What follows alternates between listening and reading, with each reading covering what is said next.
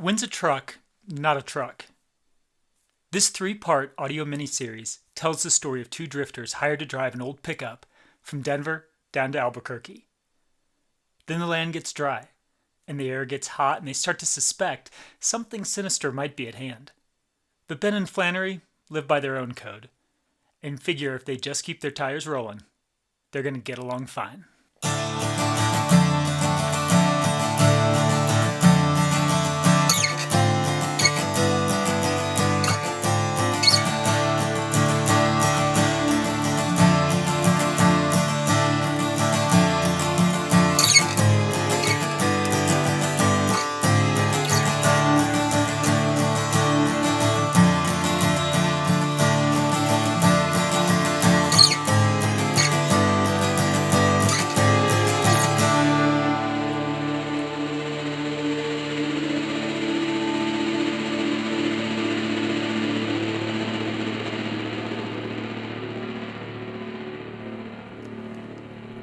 Get Along Fine, Episode 1. Ben and Flannery met for the first time at what Littleton locals referred to as the town's biker bar. In truth, it was more of a bicyclist bar, good for Coronas after springtime strolls along the Cherry Creek Trail or other such diversions. True enough, there were some Harleys in the parking lot, but they were mostly property of retirees having out their midlife crises. And the silliest thing Ben could see about a midlife crisis is that to even consider one, the first part of your life must have been milk. The first thing Ben asked Flannery was, "You ever owned a car?" And Flannery answered, "Nope." "You ever driven a car?" "I stole one once. It wasn't as challenging as they'd have you believe." "Yeah," Ben said, "you just point the tires and push the pedal." And Flannery said, "A baby could do it." Ben replied, "Flannery, you and me are going to get along fine." Flannery reached over, clicked his full glass against Ben's empty, and drank. They sat at the bar for a time, not wanting to make too much of their journey in the light and the heat of the Indian summer. The TV told them a story about a Brighton bank robbery, and the stools around them filled with people they'd never seen before and never would again. Then the clock clicked forward. Flannery slugged back the little liquor he had left.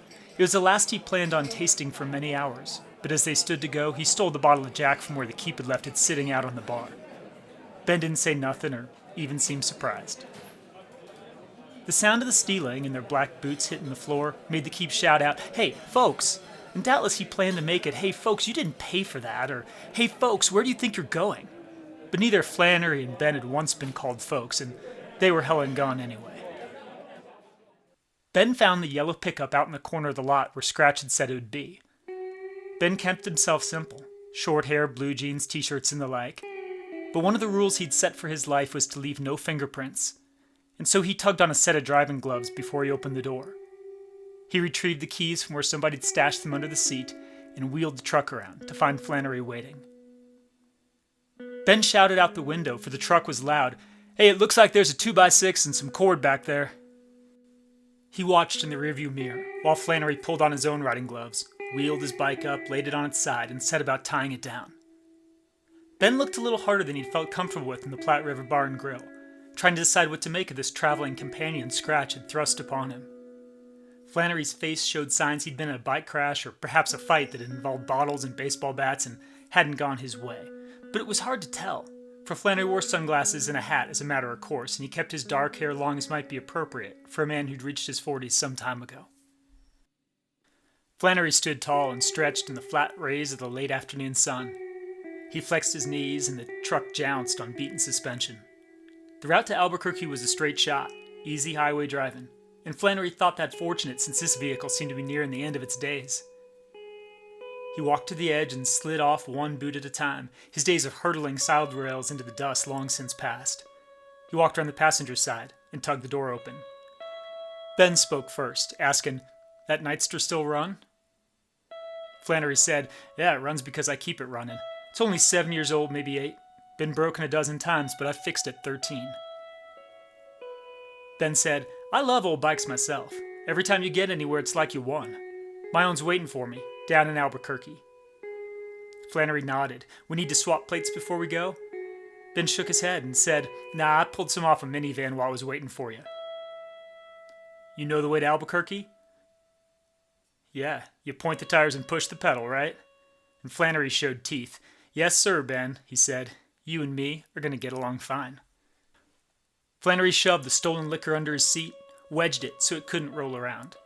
He snapped open the glove box, and in there wasn't nothing but a credit card with a name he didn't recognize. He lifted it up, showed it to Ben. Ben shrugged. That means nothing to me.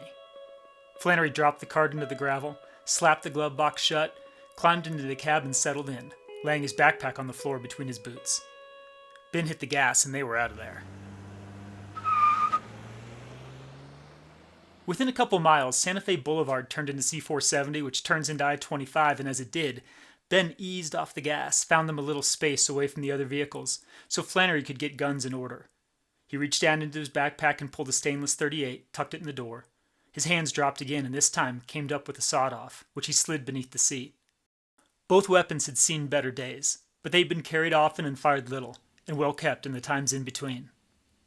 From here south, Colorado was a one-walled room, infinite height on the western side, infinite depth to the east. The wall to their right was sometimes high and close, lined by blue-green sagebrush and gray-green scrub. But other times the hills sloped kindly away, and if travelers peeked back inside them, they'd see valleys worth of green grasses and happy horses trotting alongside wooden fences. To the left of the highway, suburbs and new builds popped up every few miles, and in between there was just McDonald's and 7-Elevens in an unbroken line from Denver 100 miles south. Flannery and Ben had to stop in Colorado Springs because the truck was old and loud and sucked up gas fast as the heat saps a creek dry.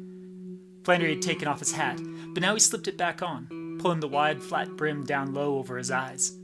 He slid the revolver from the door, tucked it up under his shirt, and stepped out of the truck. He eyed the gas station's lot slow, but saw nothing for men to be concerned about. The Springs ain't much, but drunk Air Force guys looking to brawl and teenage tweakers with aluminum bats. He scoped junior high dorks on the sidewalk, a woman fast walking to her Camry, a wannabe with pants that needed a belt. He said, "We're clear," and Ben got out of the truck and started gassing up. Ben watched the numbers spin on the pump and shook his head. Math ears were looking at a stop every 2 hours. Flannery turned around to face him, set one hand on top of the roof and wrapped rust. Yeah, old truck eats a lot.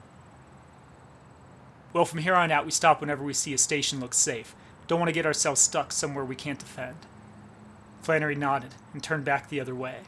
The sun fallen low, laying across the top of the Rockies. He clocked 2 new arrivals, freaks clocking him. Freaks in jeans and tattered shirts, freaks with missing teeth and open sores. Flannery put his head on a swivel, then lined back up on the pair.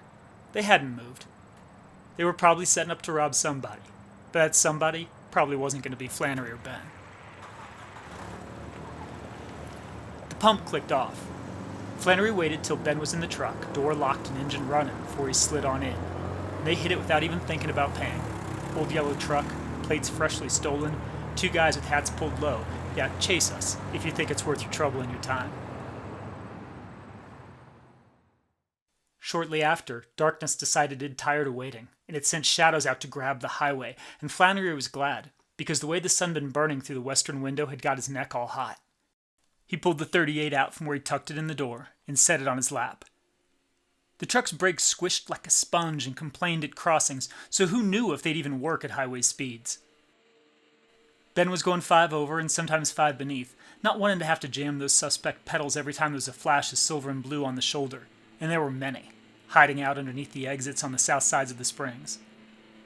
After the 5th speed trap, Ben said, "Is there always this much heat on I-25? Flannery shrugged. "I can't say. Plenty of ways to cut west off this highway, though. Take a 2-lane off to Albuquerque. This truck might not make it through the mountains. I think we ought to see if the company peters out from here on." Flannery nodded and settled low.